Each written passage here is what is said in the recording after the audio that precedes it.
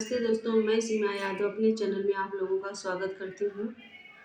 मैं आप लोगों के सामने एक दही गुड़ का गाना गाने जा रही हूँ। अगर अच्छा लगेगा तो लाइक करिएगा, सब्सक्राइब करिएगा और कमेंट करिएगा। दही खाला यशोदा के बारे ललन, दही खाला यशोदा के बारे ललन, दही खाला।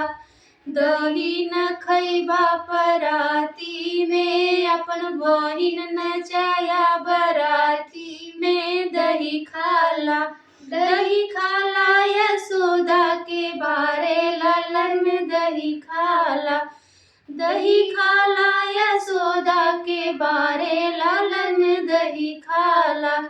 दही न खैबा कटोरा में, अपन बहिन नचाई अजोरा में। दही खाला यशोदा के बारे ललन, दही खाला यशोदा के बारे ललन, दही खाला।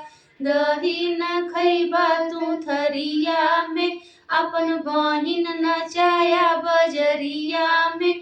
दही खाला यशोदा के बारे ललन, दही खाला यशोदा के बारे ललन, दही खाला।